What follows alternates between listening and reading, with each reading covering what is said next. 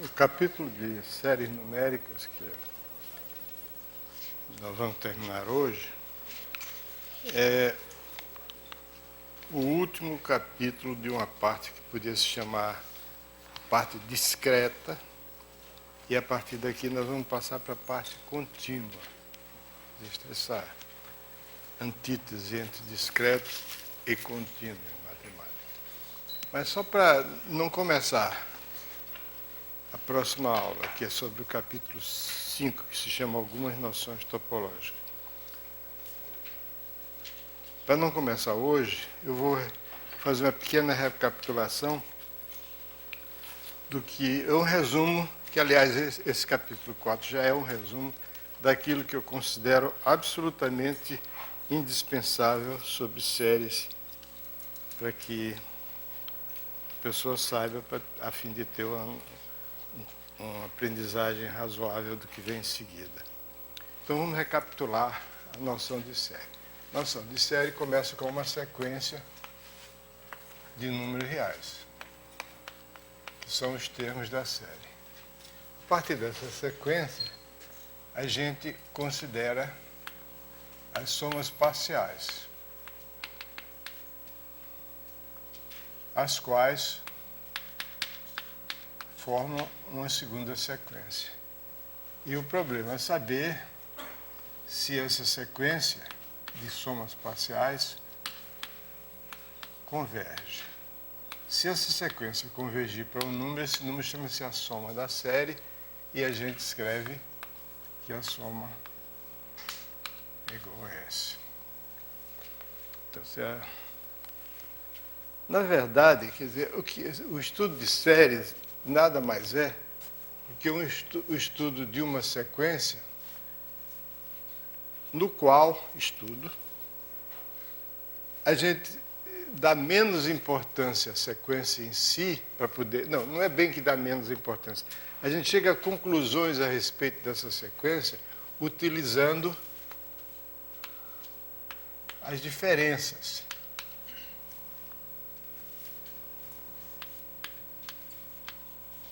Quer dizer, a fim de estudar a convergência ou divergência dessa sequência aqui, a gente analisa os termos da série, que são nada mais, nada menos do que, em última análise, são as diferenças entre dois termos consecutivos daquela sequência. Bom, isso é só uma observação marginal. Então, o ideal seria se a gente dissesse que o estudo das séries consiste em determinar métodos para calcular aquela soma S. Mas isso, em geral, é uma tarefa impossível. O que a gente procura saber é se a soma S existe ou não, ou seja, se a série converge ou diverge. Para qual valor ela converge ou diverge? Bom, isso é outra história.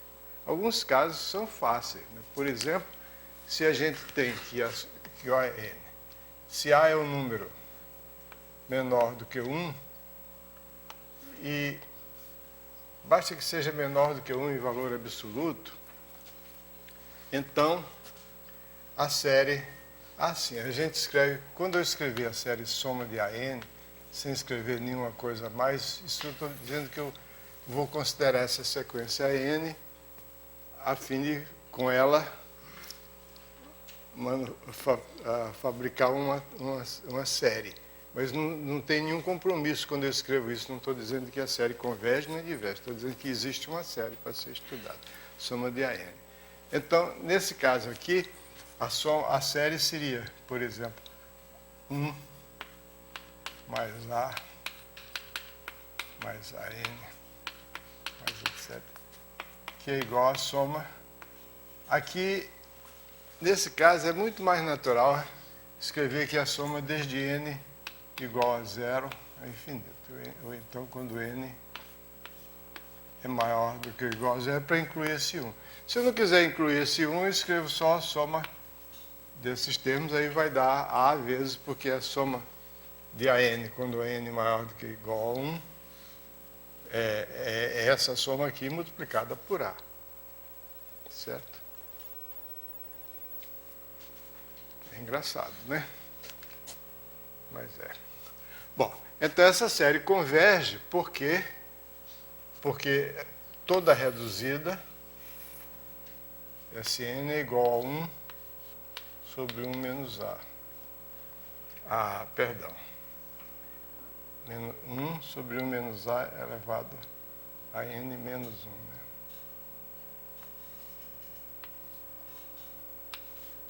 Soma dos termos daquela.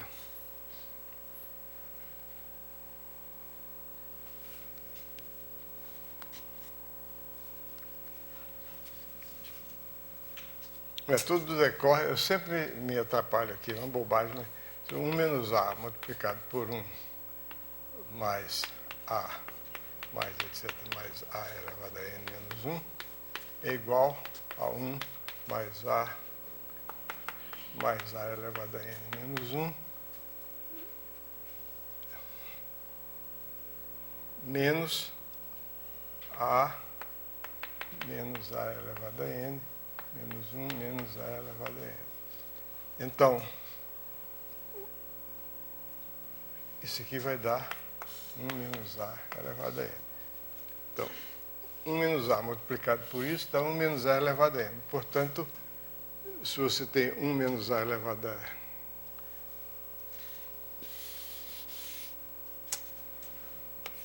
1 mais A mais A elevado a n, vai dar igual a 1 menos A elevado a n dividido por 1 menos A. Ok? Então, isso aqui é a coisa que a gente eu devia ter aprendido quando tinha 11 ou 12 anos. Porque faz muito tempo. Então, 1 menos A elevado a n dividido por 1 menos A dá isso aqui. Então, o limite de Sn, essa soma aqui, o limite de Sn quando n tende para o infinito é o limite dessa expressão aqui. Se isso aqui é Sn, o limite de Sn quando n tende para o infinito é o limite de 1 menos A elevado a n dividido por 1 menos A quando n tende para o infinito. Agora, quando n tende para o infinito, como A em valor absoluto é menor do que 1, isso aqui tende para zero. Então, fica 1 sobre 1 menos A. Então, nesse caso aqui, essa série é fácil de calcular. Em alguns outros casos, a gente vai calcular essa série de uma maneira extremamente indireta. São séries que ocorrem como chamada série de Taylor de uma certa função que a gente conhece. Então, é o desenvolvimento em série de uma função que nós conhecemos. Por exemplo, nós vimos outro dia que 1 menos 1 meio mais 1 terço menos 1 quarto mais 1 quinto, etc., é logaritmo natural de 2. Então, como a gente tem uma tabela para calcular o logaritmo, a gente vê qual é o logaritmo natural de 2, é 0,66 e alguma coisa a mais. Muito bem, então, o problema principal da série é saber quando é que uma série converge e quando é que diverge. A primeira coisa que se tem que olhar quando deparamos com uma série e queremos indagar sobre a convergência dela é se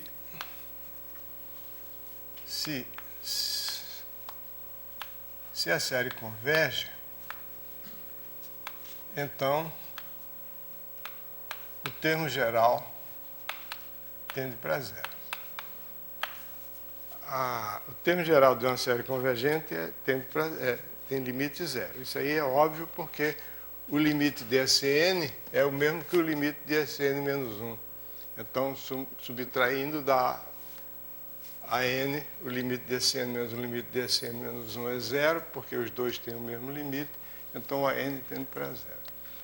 Essa condição está muito longe de ser suficiente, embora seja uma condição necessária. Eu acho que é a primeira coisa que a gente tem que olhar, ver uma série. Por exemplo, soma de logaritmo de n. Claro que essa série, o termo geral, além de não convergir para zero, tende para o infinito. Então, essa série não pode convergir. Às vezes, a série converge, o termo geral tende para zero e a série não converge. E o exemplo clássico, mais natural, é a chamada série harmônica.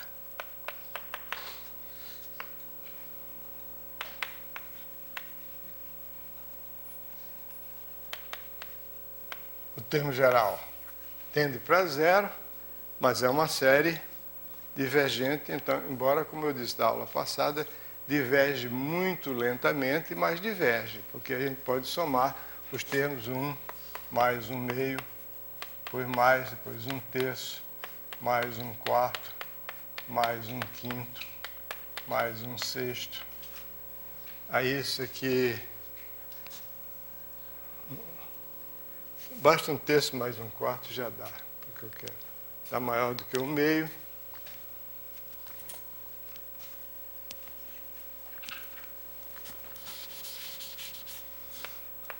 Mais 1 quinto, mais 1 sexto, mais 1 sétimo, mais 1 oitavo. E assim por diante. Isso aqui vai dar maior do que 1 meio, isso aqui dá maior do que 1 meio, e assim por diante. Então essa série, qualquer reduzida, a reduzida de ordem 2n é maior do que n. Ok? Então essa série diverge, a série harmônica. Muito bem, então essa é a primeira coisa. A primeira coisa é constatar que, a respeito de uma série, o termo geral de uma série convergente tende para zero, essa condição é necessária, mas é insuficiente, não é suficiente. Agora, para verificar se uma série converge ou diverge, se a gente tem um exemplo da chamada série geométrica,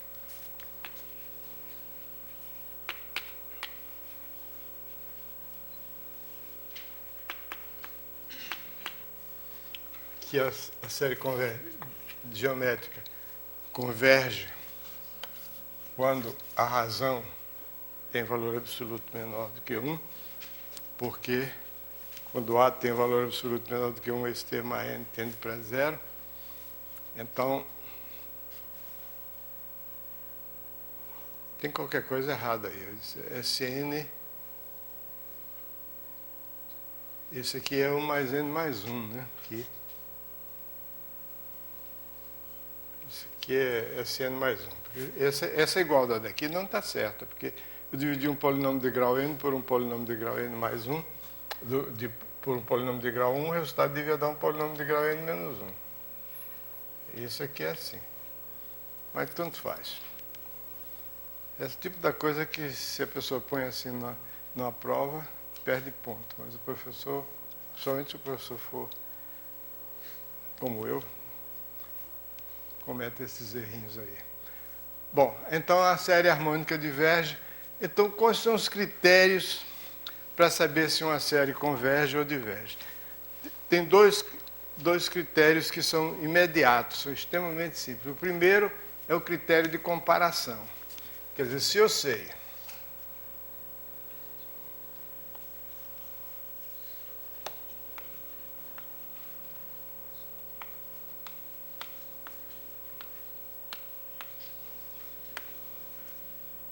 isso aqui é para todo n, tá certo? Para todo n, se, por exemplo, o AN é menor do que uma constante, maior do que ou igual a zero. Não, vou botar maior do que zero inicialmente, vezes Bn.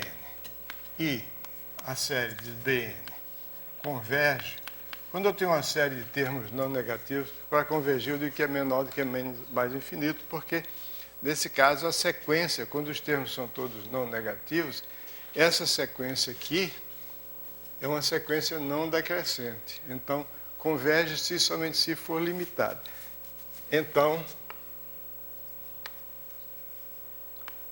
a série soma de AN converge. Então, você compara uma série de termos positivos com uma outra série de termos positivos que você conhece, sabe que essa segunda série de termos positivos é convergente, então essa aqui é menor do que ou igual a C vezes, de ser uma constante. Ser uma constante. Então a série converge, isso aí é mais fácil de provar do que de enunciar. Porque é óbvio que está. Porque as sequências das reduzidas, tanto da série soma de AN como soma de BN, são sequências monótonas crescentes, não decrescentes. Né? Então, caso essa sequência converge, se somente se é limitada.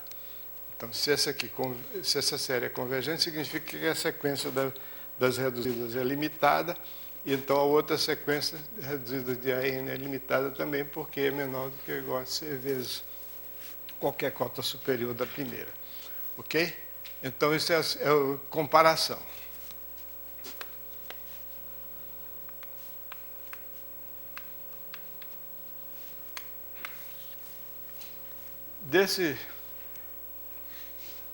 Da comparação resulta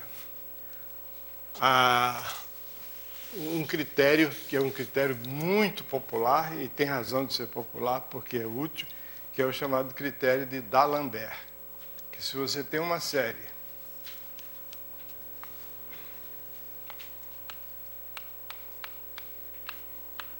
todos os termos são diferentes de zero, e o limite de AN mais 1 sobre AN. O diferente de zero aí é para poder tomar esses quocientes sem me preocupar. For igual a um C, que é um número menor do que 1, então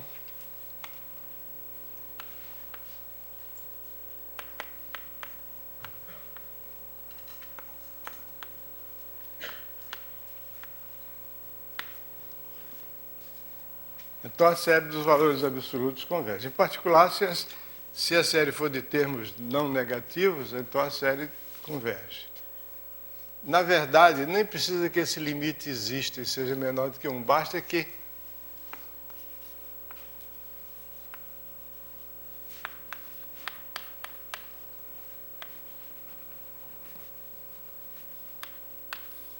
bastaria supor que se tem AN mais 1 sobre AN menor do que ou igual a uma certa constante, que é menor do que 1, para todo N suficientemente grande. Quer dizer, bastaria supor que existe o N0, a partir do qual, para todo N maior do que N0, o AN mais 1 dividido por AN é menor do que uma constante que é menor do que 1. Não precisa dizer que o limite existe, mas na prática, a gente usa isso para concluir, a gente usa isso calculando esse limite. Se o limite é menor do que 1, então a partir de um certo ponto é menor do que 1. Isso aqui resulta do método de comparação, porque vamos supor que o AN seja positivo, porque eu vou considerar os valores absolutos, então só interessa o caso em que ele é positivo, negativo não interessa. Eu vou tomar o valor absoluto. Então,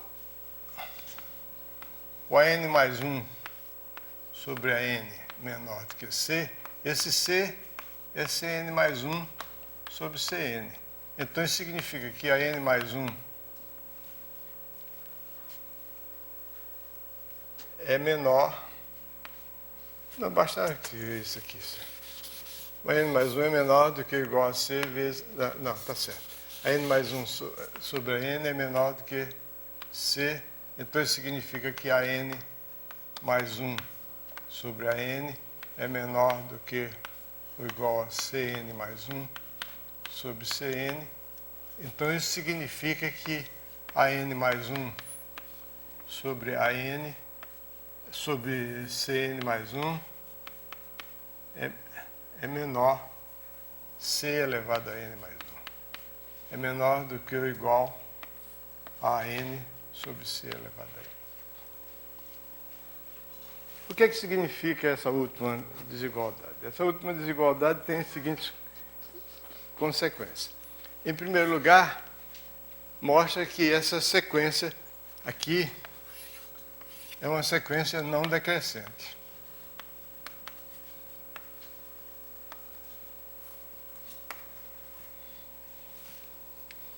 É uma sequência não decrescente,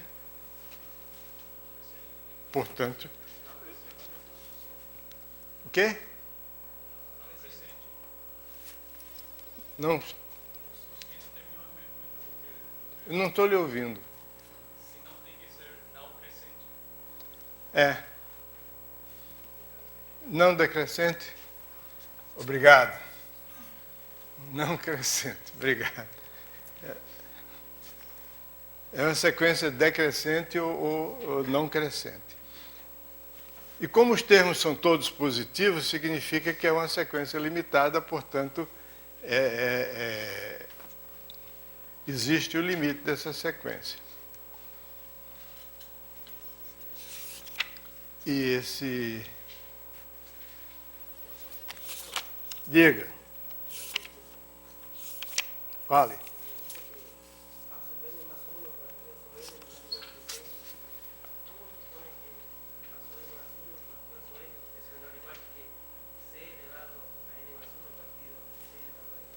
Pois é. Parece difícil, né? E daí? Não dá para entender isso?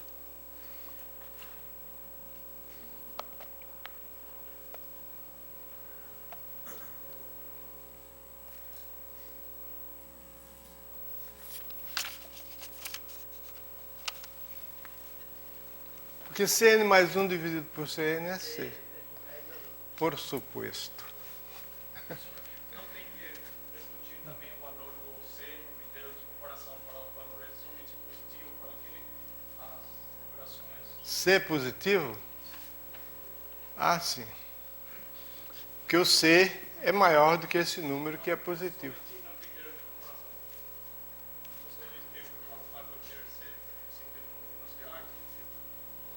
Se o C é positivo, olha, se o C for zero, acabou.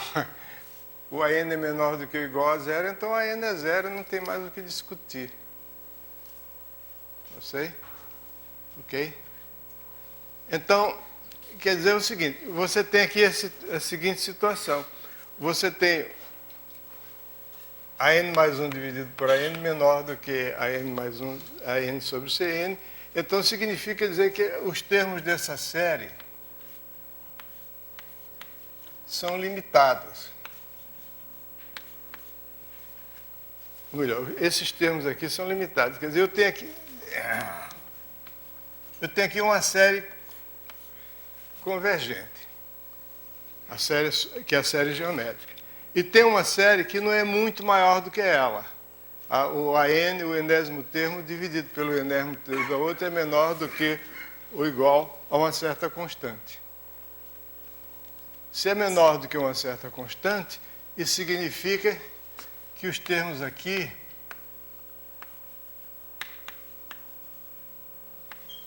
como essa série converge, a série que tem esse termo, essa aqui necessariamente converge. Porque quando se trata de termos positivos, convergência é a mesma coisa que se a sequência das reduzidas é limitada.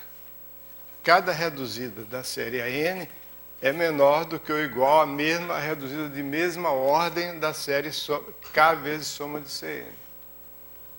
Então, se uma converge, a outra converge.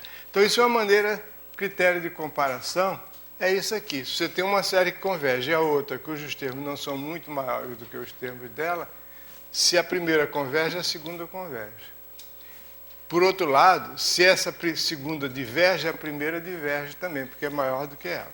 Então, quando se trata de termos, séries cujos termos têm todos o mesmo sinal, se forem, eu digo todos positivos, mas se forem todos negativos, a gente joga fora o sinal menos e raciocina com os números positivos. Depois, se precisar do resultado, troca o sinal. Pega o sinal que você jogou fora. Então, o critério de D'Alembert é extremamente útil, porque na prática você tem situações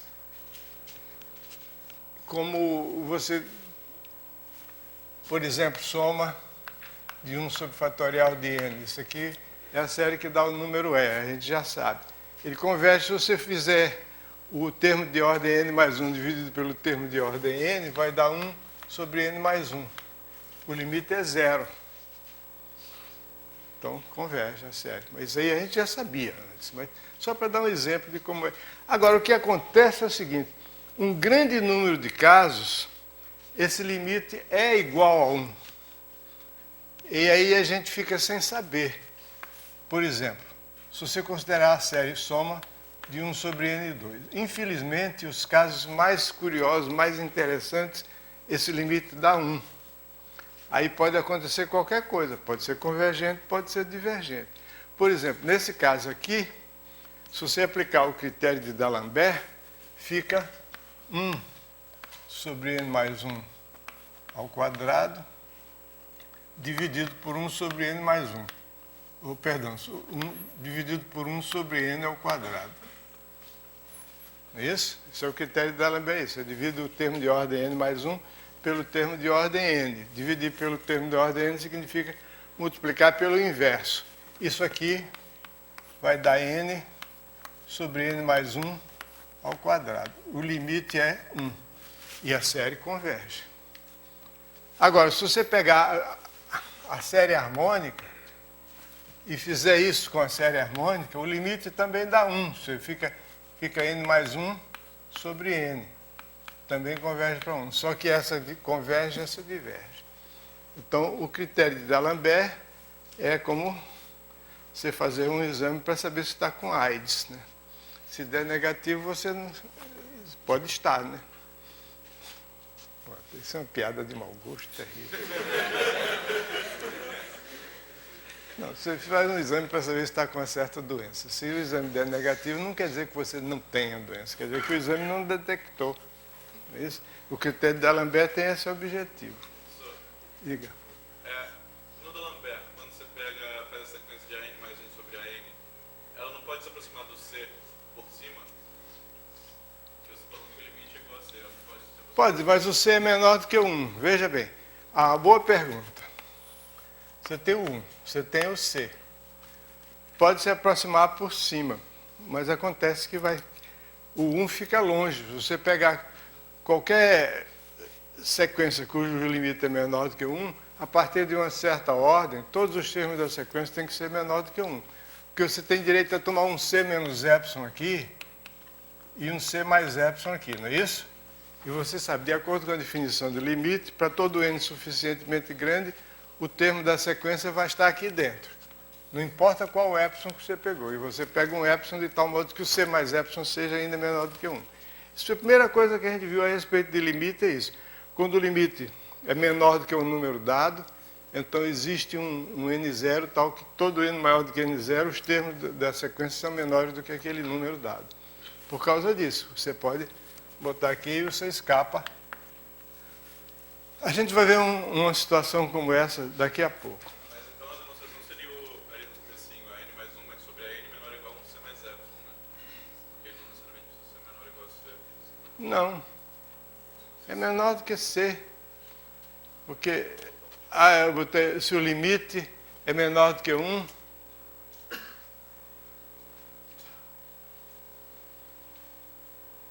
você tem razão.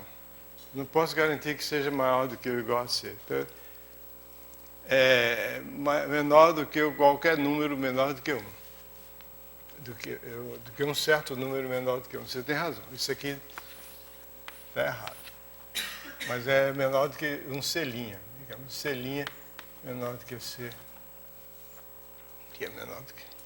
Não, C' maior do que C, que é menor do que 1. Aí é maior do que C', aí seria menor. Tem razão.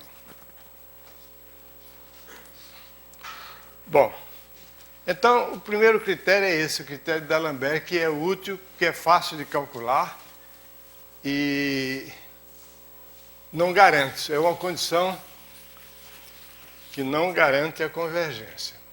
Quando dá maior do que 1, aí você garante que ela não converge. Se a n mais 1 sobre n tende para um limite maior do que 1, aí não converge. Por quê? Porque, nesse caso, o termo geral não vai tender para zero. Porque se a n mais 1 sobre a n tem um limite maior do que 1, significa que, a partir de um certo ponto, o a n mais 1 é maior do que o a n, então a sequência é crescente. Se uma sequência de números positivos é crescente, ela não vai tender para zero. Então, se a n mais 1 for maior, se esse limite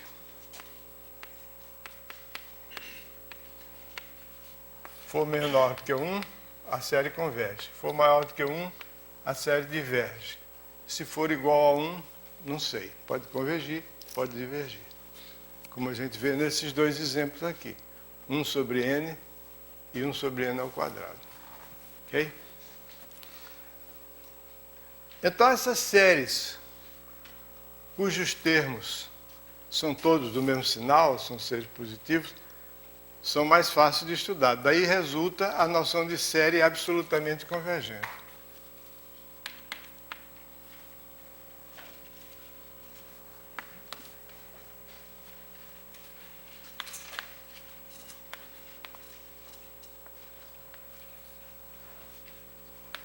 Série absolutamente convergente é uma série cujos termos têm valor absoluto, formam uma série convergente.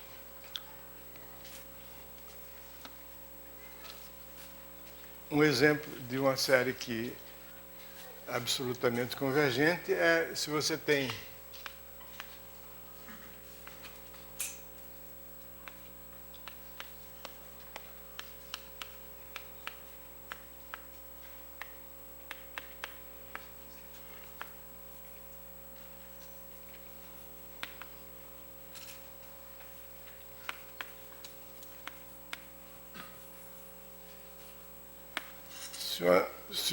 se C em valor absoluto menor do que 1, mesmo que seja negativo, se o valor absoluto é menor do que 1, então aquela série converge em valor absoluto. Para obter a recíproca é falsa, quer dizer, uma série pode ser... desculpa, que recíproca, eu não enunciei nada. Toda série absolutamente convergente é convergente. Aí é uma coisa que costuma causar perplexidade ao principiante, porque quando você diz absolutamente convergente, você está acrescentando uma qualidade a outra qualidade. Quer dizer, se você diz o seguinte, a série é convergente, e você diz que ela é absolutamente convergente, ela é mais do que convergente. Além de convergir, converge absolutamente. Mas não. Eu só estou dizendo que absolutamente convergente é quando a série dos valores absolutos converge. Então tem um teorema que diz que se a série for absolutamente convergente, então ela é convergente. Ou seja, se a série é absolutamente convergente, então a série converge. Uma maneira de você dizer a mesma coisa com outras palavras, que parece que está dizendo uma coisa diferente, mas está dizendo a mesma coisa, é o seguinte. Se você tiver uma série de termos não negativos, todos ou positivos ou zero, e se essa série convergir, e se você resolver substituir alguns desses termos, trocando o sinal de algum deles, pode até trocar o sinal de uma infinidade deles, da maneira como você quiser. Troca o de um e não troca o de outro. Essa nova série que você obteve é convergente ainda, porque o valor absoluto dela vai ser o mesmo da anterior. É claro? Quer dizer, se você tem uma série de termos não negativos que converge, então qualquer que seja a maneira pela qual você troca os sinais de alguns dos termos dessa série, e alguns aí pode até ser uma infinidade, você vai obter uma série de sinais variadíssimos, porém ainda convergente, por causa desse teorema.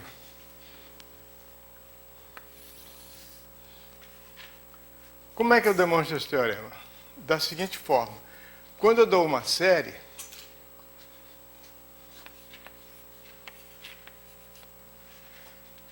cujos termos eu não asseguro que sejam todos positivos, nem todos negativos, sinais variados,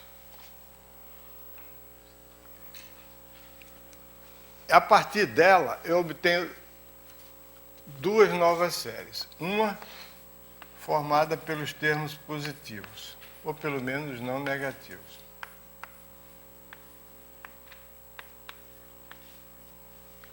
Chamo de Pn, o máximo de AN e zero. Qual dos dois? Quer dizer, se a N for negativo, o Pn é zero. Se a N for positivo, o Pn é igual a N. E se a N for zero, o Pn também é igual a N. E o Qn, eu vou introduzir o símbolo Qn para significar o maior desses dois números, menos AN e 0. Ok? Então eu vou chamar de Pn de a parte positiva do AN e o Qn a parte negativa. Quer dizer, se o AN for positivo, a parte negativa dele é 0. Essa não é muito bom porque dá a impressão de parte negativa que o Qn é negativo. Mas não, Pn e Qn são ambos não negativos. Tá certo? Quer dizer, isso aqui significa o seguinte. Bom, eu troquei o sinal de tudo. Tanto Pn como Qn são positivos. O que é que vai acontecer? Acontece o seguinte, que para cada n, um desses dois números é 0. Se o AN for positivo, pelo menos um dos dois é 0. Pode ser que os dois sejam 0, se o AN for 0. Se o AN for positivo, o PN é positivo e o QN é 0. Se o AN for negativo, o PN é 0 e o QN é positivo. De modo que, para todo N, o AN é igual a PN menos QN. Isso é uma subtração de mentirinha. Porque é uma subtração em que pelo menos um dos dois números é 0. E o valor absoluto do AN é a soma do PN mais QN. Também aqui é uma soma de mentirinha. Porque pelo menos uma das parcelas é 0. Mas vale aquilo. Ok? Então, se a série é absolutamente convergente,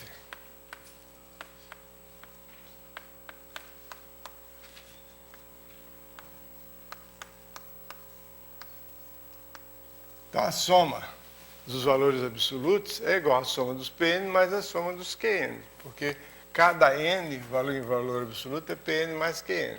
Se isso aqui é menor do que mais infinito, então significa que tanto soma a série é absolutamente convergente, então, como é a soma desses dois termos não negativos, a soma de Pn é menor do que infinito e a soma dos Qns também.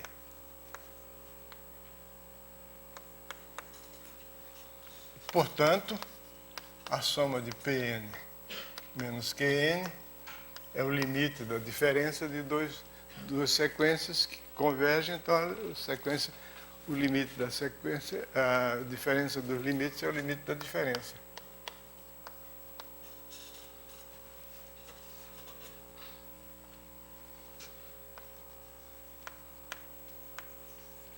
Ok? Então toda série que é absolutamente convergente, ela é convergente. Nós vimos outro dia aqui, raciocinando de forma direta, que essa série é convergente. 1 menos 1 meio, mais 1 terço, menos 1 quarto, mais etc. Aliás, nós vimos isso baseado também no chamado teorema de Leibniz, que diz que quando você tem uma série alternada, cujo termo geral converge para 0 decrescentemente, então essa série converge. Essa série converge, mas converge condicionalmente. Essa série não converge absolutamente. Converge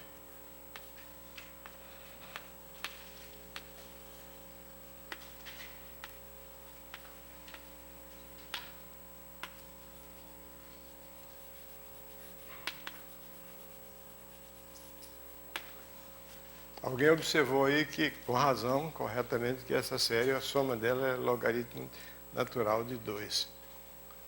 Está lá no fim do livro, a demonstração. Então, é uma série que converge, mas não converge absolutamente. Agora, se você pegar uma série que converge absolutamente, se você pegar a série 1 sobre n2, 1 quarto, 1 nono, 1 16avos, etc. Se você puser qualquer sinal aqui, do jeito que você quiser, vai convergir. Porque se você puser os sinais todos positivos, vai dar 1 sobre n ao quadrado, que converge. Então, trocando o sinal, não importa de que jeito. Ok?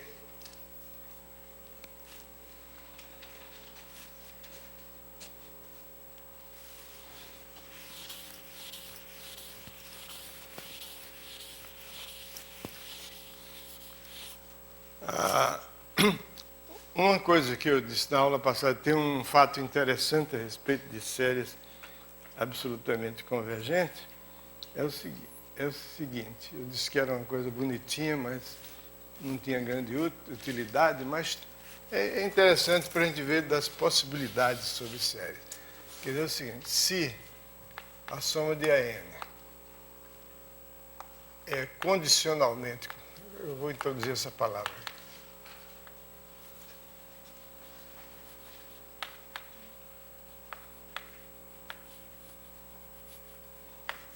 condicionalmente convergente, eu quero dizer o seguinte, que ela converge, mas se eu tomar os valores absolutos, não converge mais. Quer dizer, ela converge, porém não absolutamente. Essa aqui, por exemplo, é condicionalmente convergente.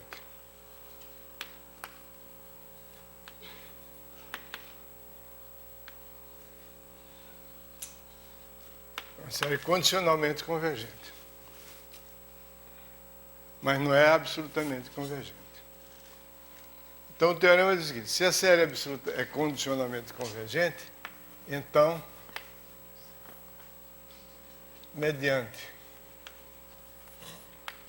dado qualquer número real, se positivo, negativo, o que seja, zero, dado qualquer C pertencente a Z, existe, ou melhor, pode-se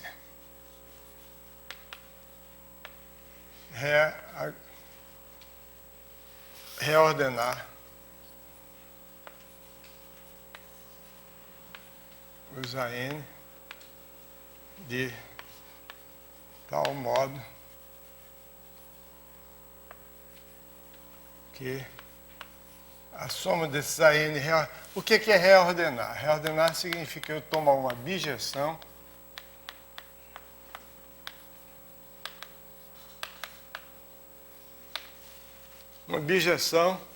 e, em vez de seguir a ordem 1, 2, 3, eu sigo φ de 1, φ de 2, φ de 3, etc.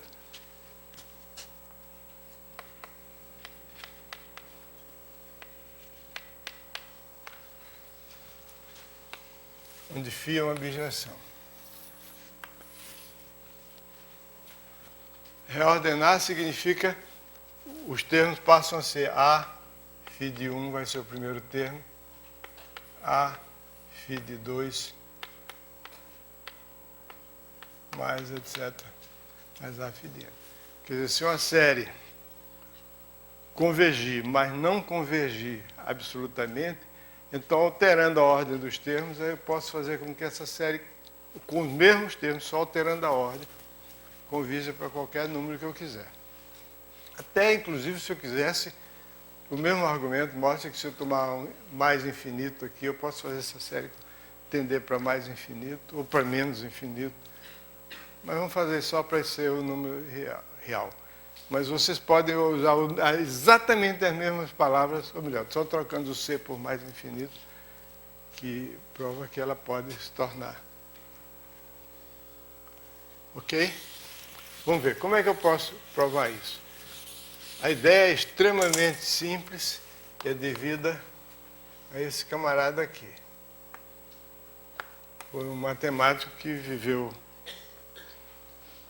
morreu com 40 anos, ou um pouco menos até, mas deixou ideias fantásticas na matemática, várias teorias, com geometria riemanniana, superfície de Riemann invariável complexa.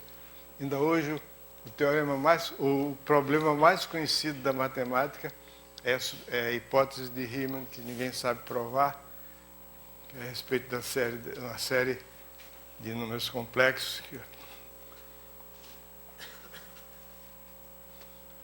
Pois bem, a ideia dela As obras completas tem matemáticos assim, por exemplo, as obras completas de Euler preenchem uma estante da biblioteca do INPE, inteirinho, de cima a baixo.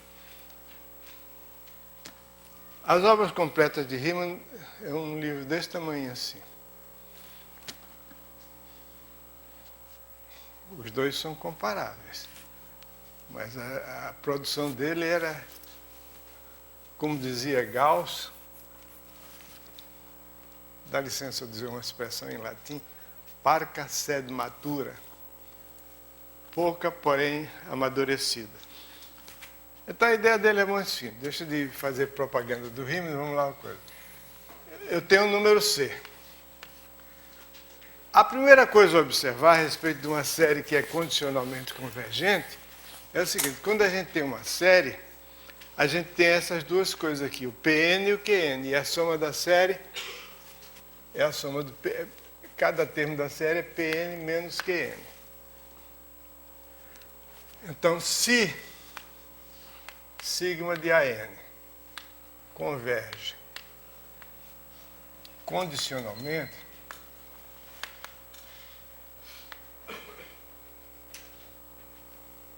quer dizer, não converge absolutamente. Então,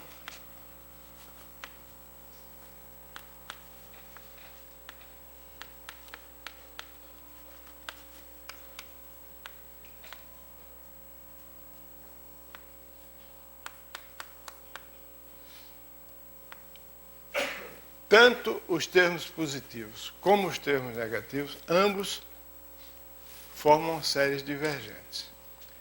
Termos negativos, entre aspas, negativo, nada. Eles são positivos, só que eram negativos, mas eu troquei o sinal deles. É o QN. Os termos que eram negativos, depois eu troquei o sinal. Então, as duas são divergentes. Por exemplo, tem essa série aqui que é condicionalmente convergente. Se eu pegar os termos positivos, 1 mais 1/3 mais 1/5, etc., vai dar mais infinito. Se eu somar 1/2 mais 1/4 mais 1/6, isso aqui é mais fácil de ver, que é 1/2 mais 1/4 mais 1/6, mais 1/10, mais 1/8, mais 1/10, etc. É a metade de 1 mais 1/2 mais 1/3 mais 1/4 mais 1/5, metade de infinito é infinito.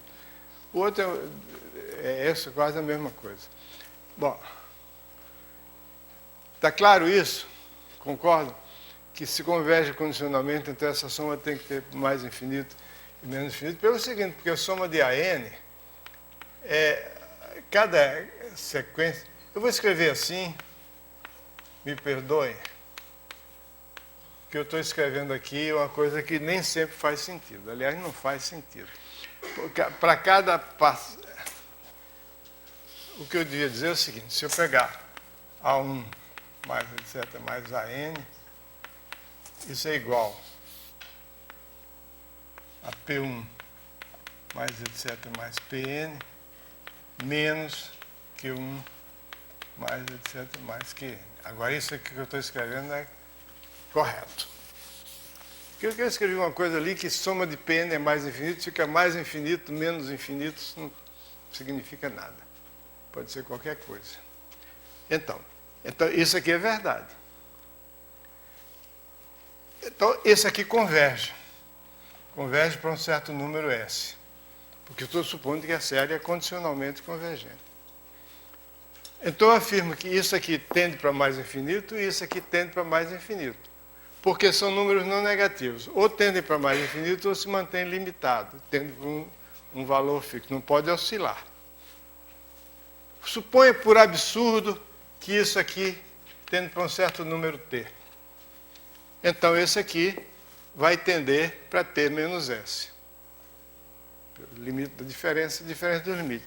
Ou, se esse aqui tender para um certo número U, então esse aqui vai tender para S mais U. Ok? Então, eu posso chamar isso aqui de SN. SN. Isso aqui eu posso chamar de TN. Isso aqui, UN. Fica mais claro. Então, SN é igual a TN menos UN. O que eu estou dizendo é que tanto Se o SN converge, mas a série não converge absolutamente, então o Tn tende para o mais infinito e o N também tende para o mais infinito. Porque eu sei que o Sn tende para uma certa soma S. Se o N tender para um certo número,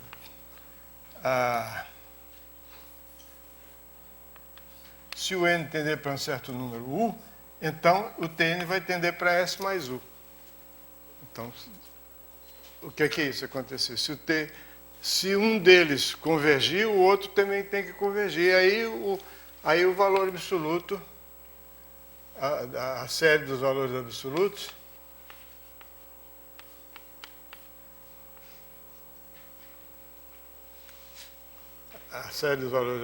vai ser igual a Tn mais o N, aí vai convergir também. É horrível isso aqui, né?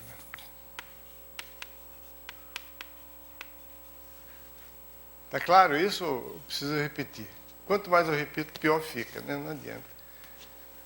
Bom, vou tentar. Suponha que a série AN converge condicionalmente.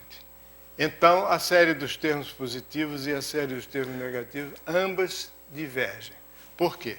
Porque a enésima reduzida da série AN é a diferença entre a enésima reduzida da série PN e a enésima reduzida da série QN. Por hipótese, essa série converge condicionalmente. Significa que a soma da série SN converge para um certo S, porém, se eu tomar os valores absolutos dos ANs, ou seja, se eu tomar o PN mais QN, sempre, a resposta tende para mais infinito, porque são não negativos. Então, se um dos deles convergisse, por exemplo, se o N convergisse para U, aí o Tn convergeria para S menos U, para S mais U, no caso, que passa por lá de cá. Aí os dois convergiriam, tanto o Tn como o N, aí a série convergeria absolutamente. Então, se a série converge condicionalmente, então tanto os negativos como os positivos, ambos formam séries que tendem para mais infinito. Tá ok? Negativos bem entendidos, negativos entre aspas. Eram negativos, mas eu tirei o sinal menos de tudo. Muito bem. Então agora vamos para o Riemann. Aí eu pego a série. Soma de AN.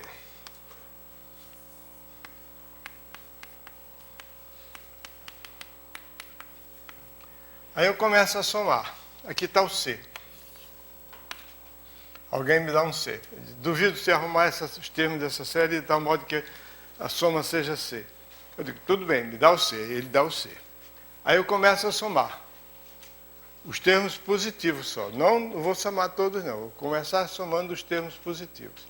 Aí começo somando os termos positivos. Como os termos positivos, a soma tende para o infinito, vai chegar num ponto aqui em que a soma dos PIs, para um certo I menor do que ou igual a 200, vai passar do C. Termina passando do C. Não importa qual é o C, termina a soma dos termos positivos passando, porque a soma de todos os termos positivos é mais infinita.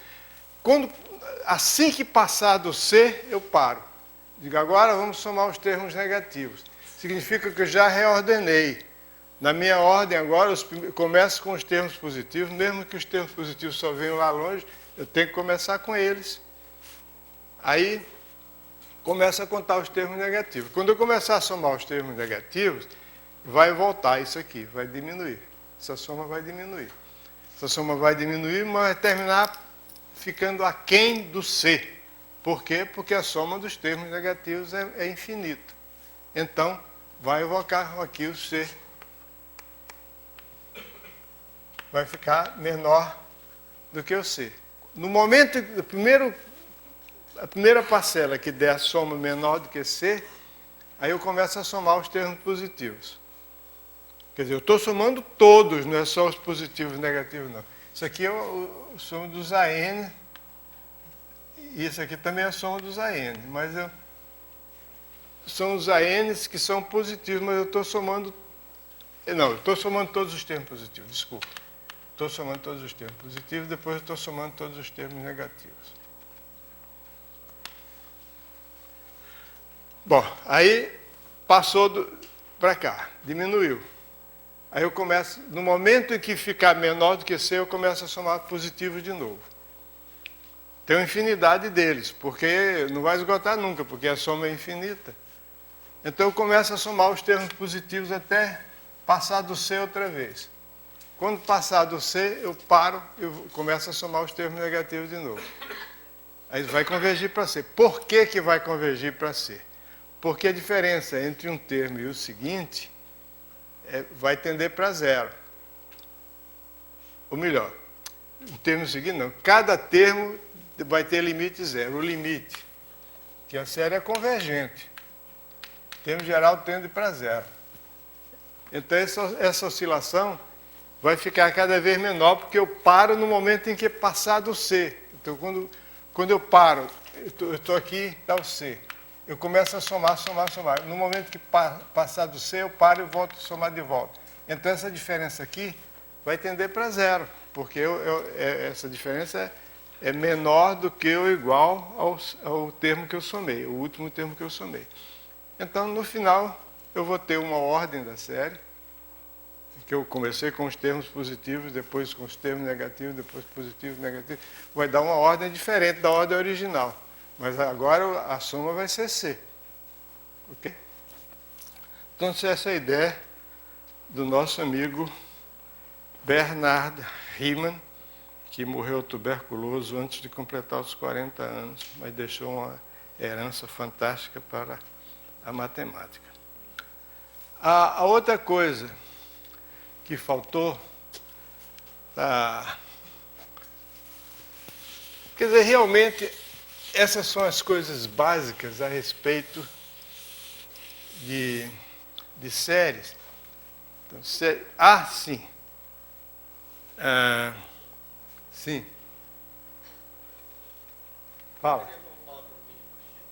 Cauchy? Cauchy era um chato. Cauchy era um fanático, católico fanático. Desses beatos que não saem da igreja, fica rezando o dia todo. Mas ele era um sujeito de caráter, porque uma das regras dele era que ele era a favor do rei, seja quem fosse o rei. Que o rei era um negócio, o rei foi Deus que fez o cara rei. Rei era, o poder do rei era um poder divino. Então, na França daquela época era sujeita a várias revoluções e tudo. Quando fizeram a revolução que derrubaram o rei, ele saiu da França. Ele foi para outro país, se não me engano, para a Tchecoslováquia. E ficou lá, até reporem um sucessor do rei que descendia dele, ele voltou. Mas o Cauchy era também extremamente prolífico. Ele escreveu tantos trabalhos, quase tantos quanto Euler. Na biblioteca do INPE você pode ver as obras de Cauchy. Tem assim no canto direito da biblioteca, encostado na parede, você vai ver obras coligidas. Antigamente eu chamava isso de obras completas, para eu pedir para mudar, porque não é completa. Porque as obras do Euler, por exemplo, as obras do Euler, ele morreu há 300 e tantos anos, ele morreu em 1783.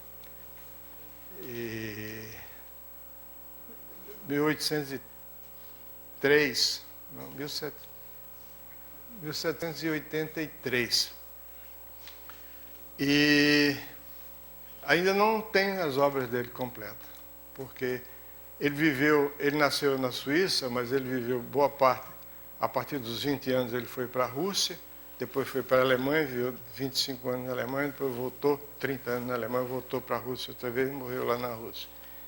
E de vez em quando eles descobrem manuscritos dele, então aumenta as obras dele.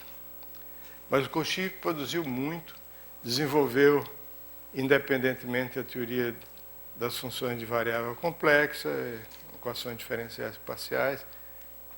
Era um matemático extraordinário.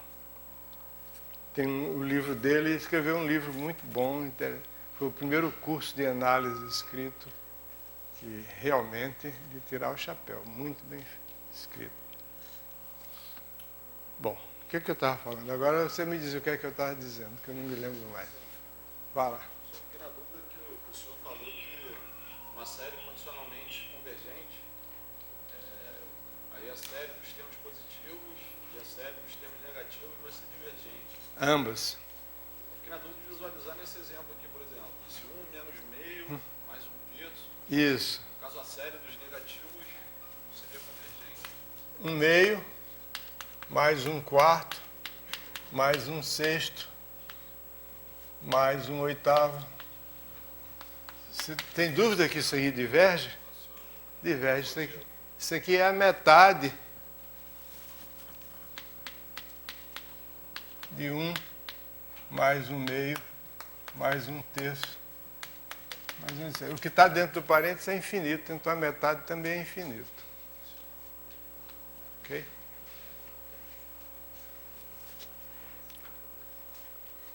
Mas, de qualquer modo, isso aí é bom, você tem razão. Mesmo a gente sabendo o fato geral, quando uma série é condicionalmente convergente, como essa,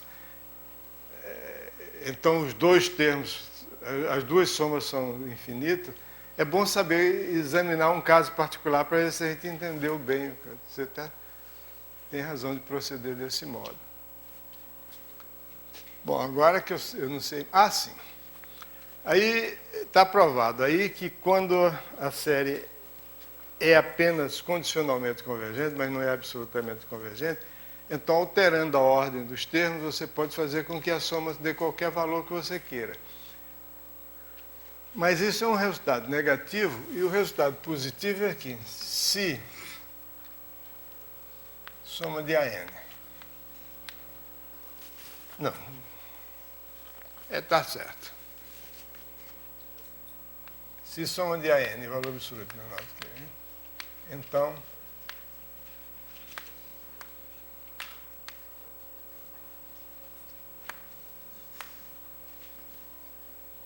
para toda bijeção φ de N, soma de N é igual a C, que é menor do que mais. Ser mais preciso.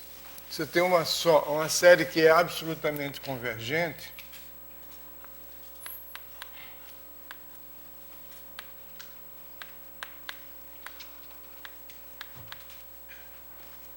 para toda bijeção φ de NN,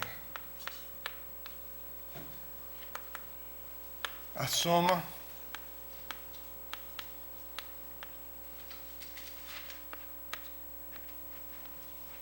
ou seja, toda série absolutamente convergente é comutativamente convergente.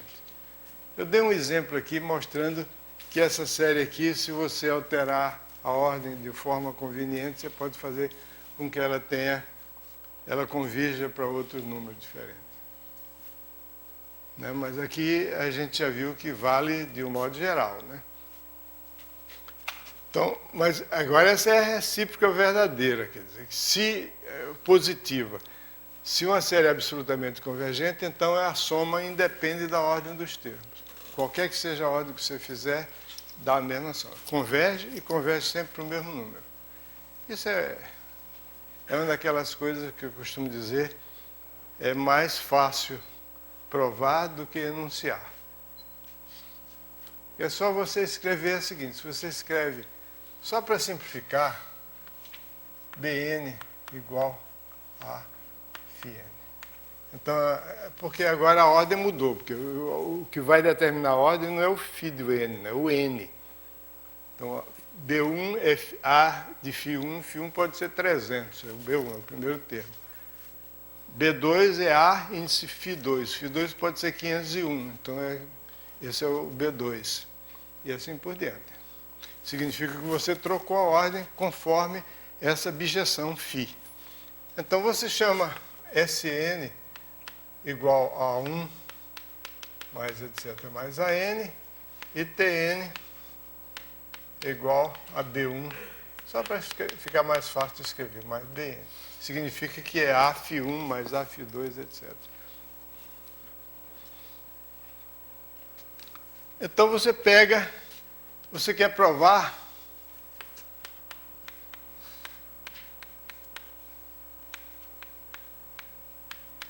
que a soma dos AN, ou melhor, que o limite do SN é igual ao limite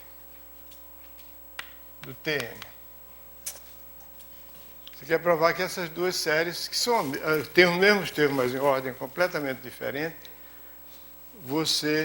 elas têm essas duas sequências têm o mesmo limite.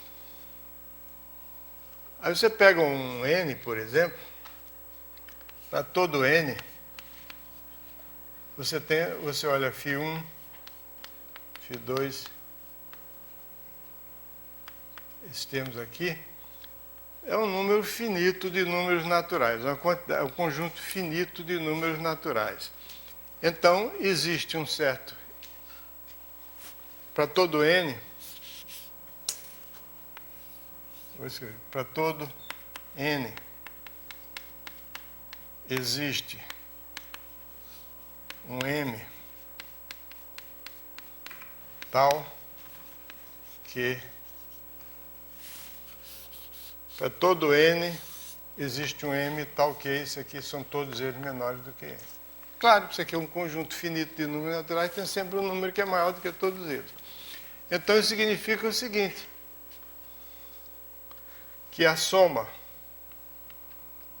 B1 mais etc. mais BM é menor do que ou igual à soma de A1 mais, BN aqui,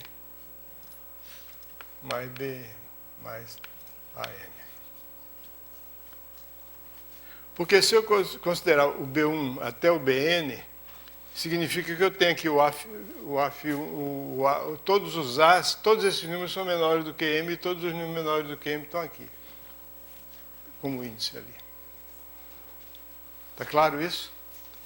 Então isso significa que para todo N existe um M tal que TN é menor do que ou igual a SM.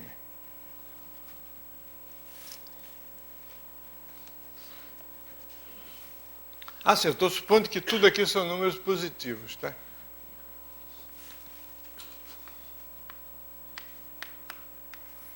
Posso supor isso? Posso, sim, porque a série é absolutamente convergente. Eu considero só o caso em que os termos são todos positivos, que eu vou raciocinar com Não, calma, Elon, não é bem assim. Vamos supor inicialmente primeiro esse caso aqui.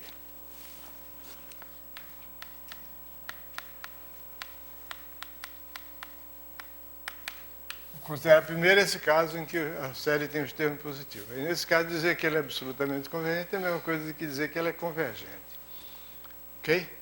Então, tudo aqui é positivo, pelo menos não negativo, então vale isso. Então, para todo N existe um M tal que isso aqui é menor do que M.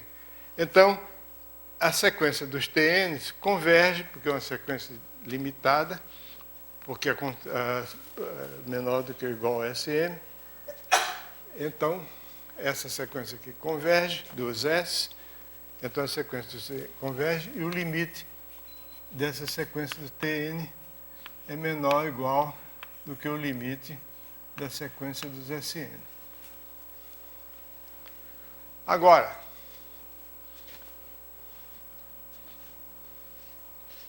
se eu considerar o φ inverso, então eu vou obter o mesmo raciocínio, mostra que o TM é menor do que ou igual a SM, então o limite do SN é menor ou igual ao limite do TN. O que é φ inverso? Quer dizer, é olhar para φ1, φ2, φn, etc., como sendo a ordem natural, e o 1, 2, 3, 4, 5, 6 não é mais a ordem natural, é a outra. Não faz isso, é bobagem. Ok? Então, os dois são iguais, e o limite de SM é igual ao limite de TN, e o teorema está demonstrado no caso em que o AN é positivo, pelo menos não negativo. Mas eu tinha dito uma coisa que não era verdadeira. Comecei a dizer, mas me dei conta. Que é o seguinte, tanto faz, porque eu só estou olhando o valor absoluto, então eu posso, não é perda nenhuma de generalidade supor que todos são positivos. Não, é assim. O que eu tenho que dizer é o seguinte, Se os termos são positivos ou são negativos, então cada termo AN vai ser igual a PN menos QN. Se lembra dessa coisinha aqui que a gente fez? Isso aqui quebra o galho. Separa os termos positivos, os termos negativos, troca o sinal dos termos negativos, ficam todos positivos, depois, lembrando que eles têm que trocar o sinal. Então, AN é igual a PN menos QN. Toda vez que eu reordenar os ANs, significa que eu estou reordenando os PNs e reordenando os QNs. E agora, tanto os PNs como os QNs são não negativos. Então, vale essa reordenação dos ANs dar o mesmo resultado no final da soma.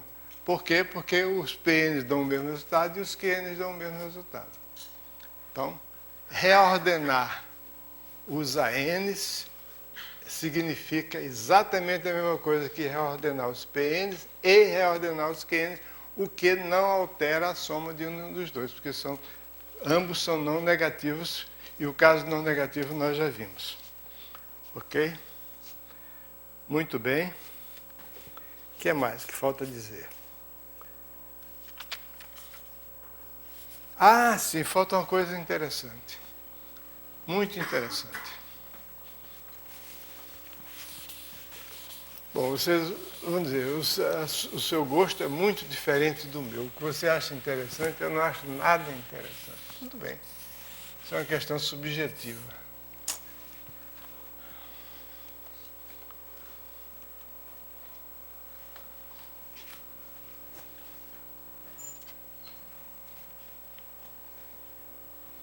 Você conhece aquele truque, não truque, é um sofisma, que consiste em provar que, por indução, que todo número natural é interessante? Sim, um é interessante, porque o menor dos números naturais, mais interessante do que ele, não existe. Além disso, se n é um número interessante, n mais 1 também é, porque se o p é interessante, n mais 1 é o primeiro número maior do que o número interessante. Então, o primeiro número não interessante é interessante. Então, resultado, todos os números naturais são interessantes. Bom, para vocês discutirem isso depois. Qual que é interessante? O interessante é o seguinte, é que tem um critério chamado critério de Cauchy, né?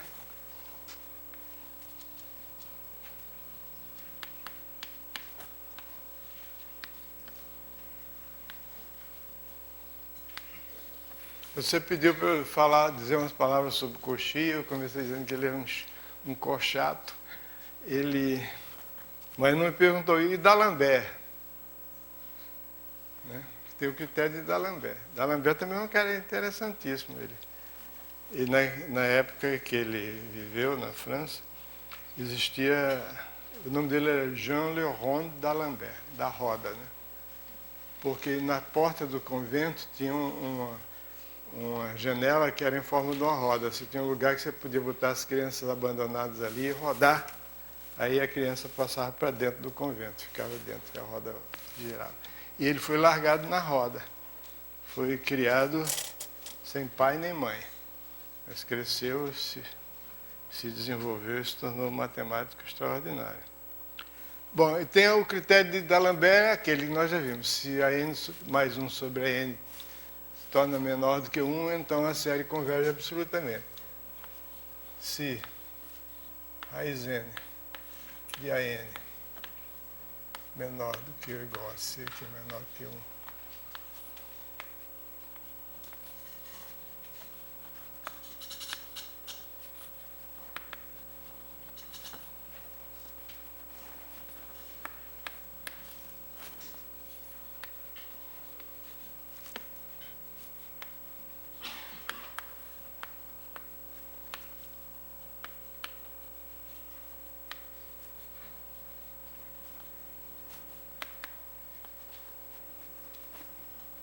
então a série converge absolutamente desde que a raiz n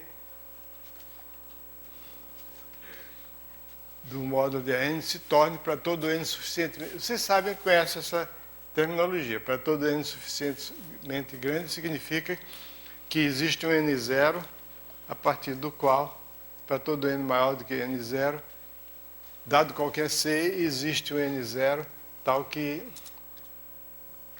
para todo n maior do que n0, vale isso aqui.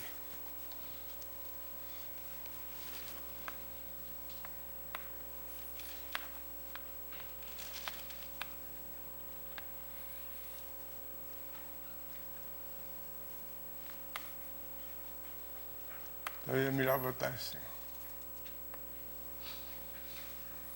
Para todo C maior do que 0 e todo n suficientemente grande. Okay. Para todo C maior do que 0, existe um n0 tal que para n maior do que n0 vale aquilo.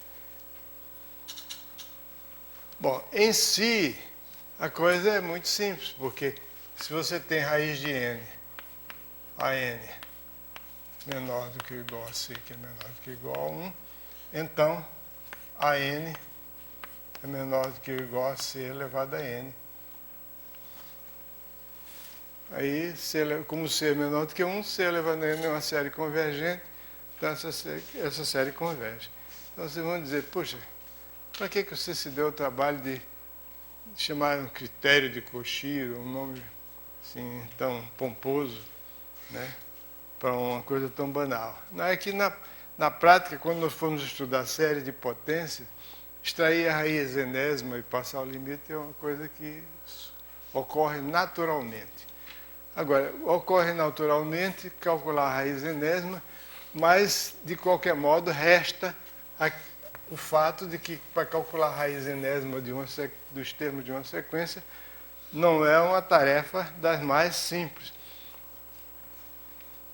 Vale, entretanto, o seguinte fato, que frequentemente contribui para simplificar as coisas, que é o seguinte: seja a n uma sequência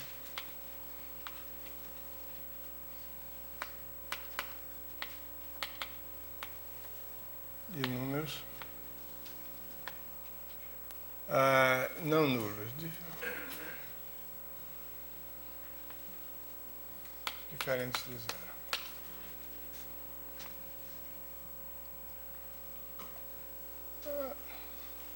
Vou botar dos números positivos.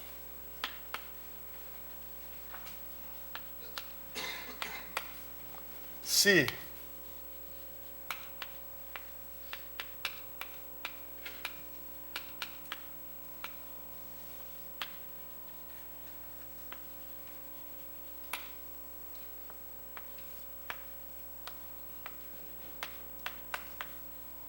então você quer calcular o limite da raiz enésima de AN.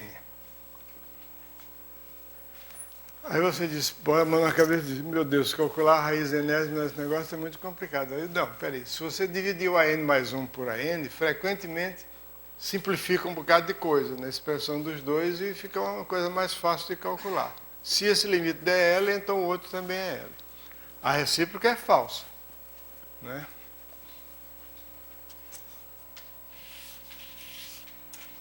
A recíproca é falsa.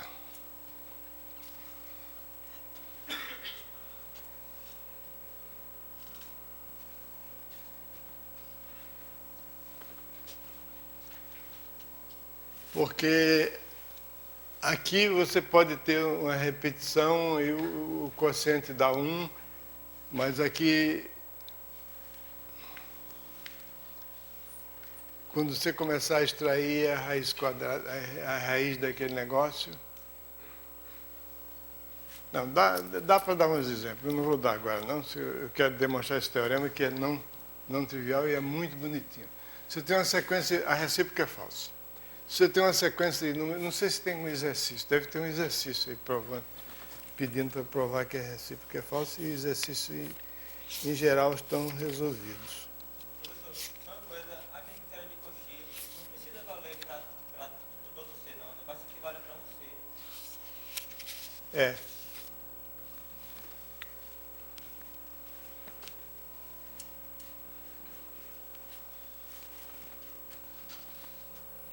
Claro. Muito obrigado pela sua contribuição valiosa.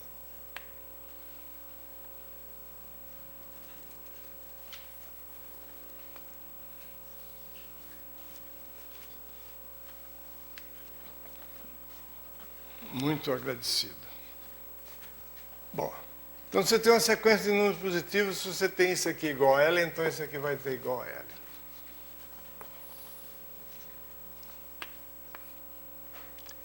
Então quero provar que esse limite é L.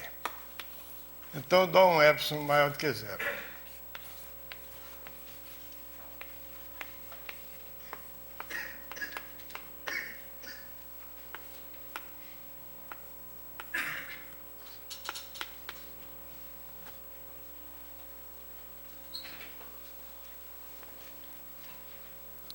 Eu sei que a minha hipótese é essa aqui.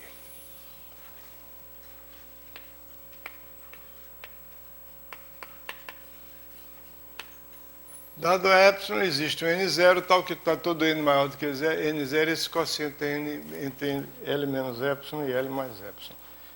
Mas eu vou precisar de passar outro limite, então eu vou precisar de uma certa garantia. Então, para ter essa garantia, eu tomo um K aqui menor do que L e um M maior do que L.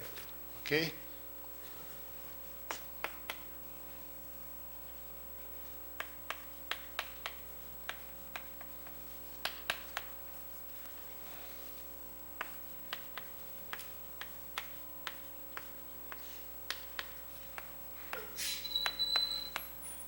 Quer dizer, a escolha desse K e desse M aí, a introdução desse K e desse M não tem muito a ver com a história, mas é uma garantia, porque eu vou tomar alguns limites, pelo menos um limite mais, ou dois, e preciso que esse limite seja maior do que L menos epsilon e o outro seja menor do que L mais epsilon. Então, para garantir isso, eu boto aquele K, aquele M. Então, existe um N0.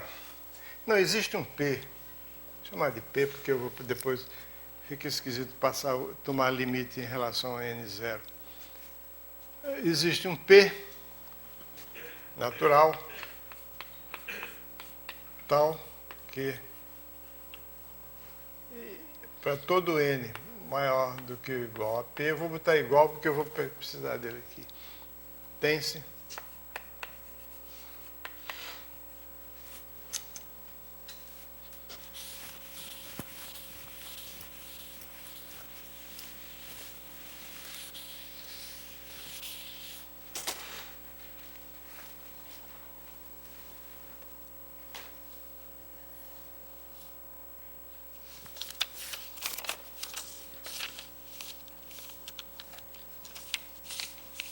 ok. Tem-se o AN mais 1 sobre AN, está entre K e M. Ok. Então agora eu vou começar a tomar esses quocientes com N maior do que ou igual a P. Então primeiro eu vou tomar a P sobre AP menos 1, eu acho. AP mais 1 sobre AP. Porque o P está aqui.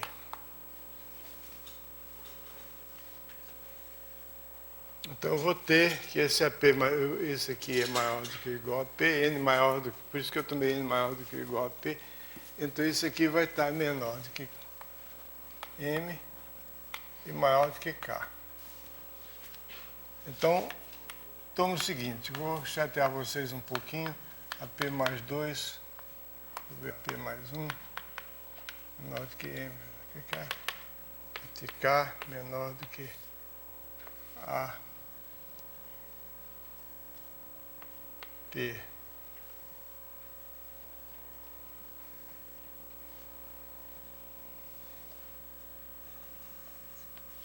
A N sobre a N menos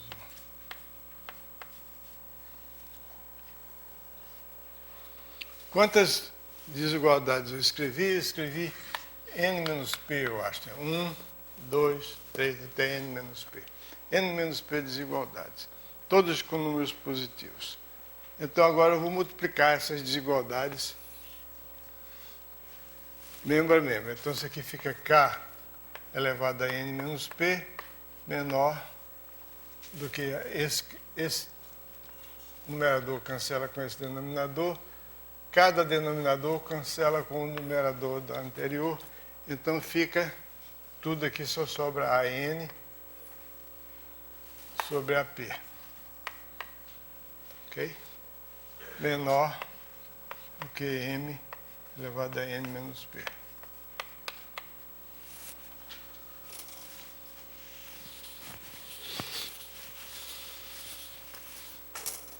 Então são n menos p desigualdades. Multiplico membro a membro e fico com isso aí. Mas eu quero que fique apareça aqui um k elevado a n, eu vou extrair a raiz enésima disso aqui. Então, o k elevado a n dividido por k elevado a p, e aqui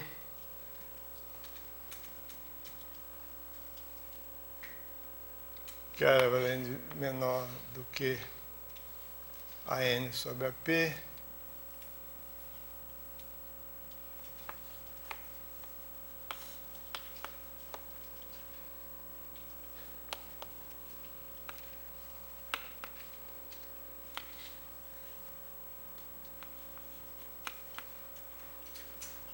Por que eu estou botando assim? Porque eu quero botar outro fator ali para ficar mais bonitinho.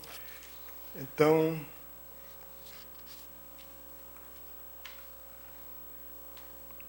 vou multiplicar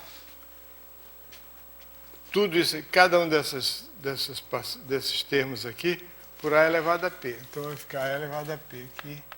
A elevado a p. A índice p, desculpe. A índice p.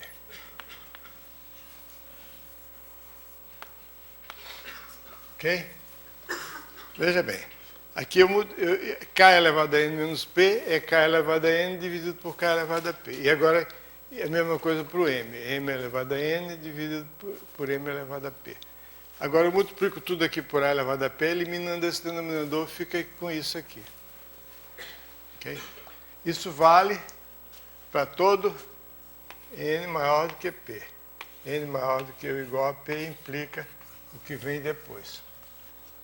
Né? O P está fixo.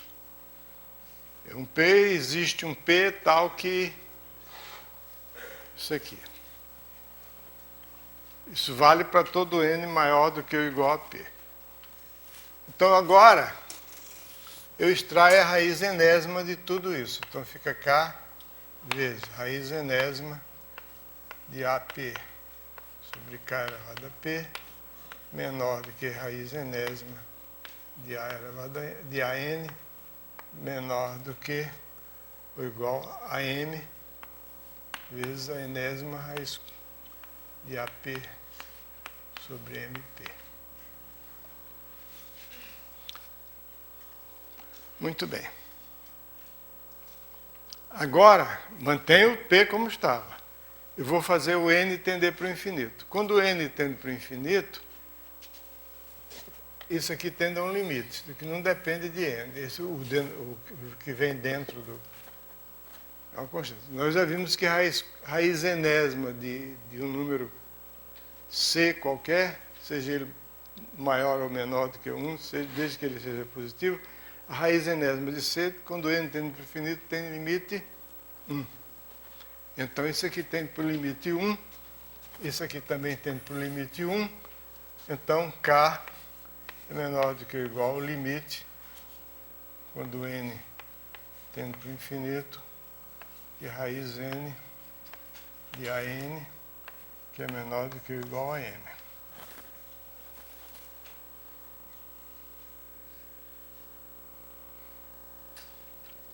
Mas isso aqui é maior do que L menos epsilon. Isso aqui é menor do que L mais epsilon. Entendeu? Eu só queria aquele K e aquele M, foi só para me livrar do menor ou igual, porque eu quero que no limite continue sendo maior do que L menos epsilon e menor do que L mais epsilon. Então, qual é a conclusão? Dado epsilon, existe um N, tal que para todo, como esse limite aqui é maior do que o número que é maior do que L menos epsilon, então para todo epsilon maior do que zero vai existir um N, tal que N0, tal que para N maior do que N0, essa expressão aqui é maior do que L menos epsilon. Então o limite é L. Então o limite pro critério de Cauchy é o mesmo limite do critério de D'Alembert. E o critério de D'Alembert, em princípio, é mais fácil porque simplifica as coisas. Bom, vimos. Tá bom, acabou o capítulo. Então, na próxima aula, nós passamos a considerar as coisas mais de características de continuidade, enquanto que essa parte preliminar que nós vimos agora é a preparação discreta, digamos assim.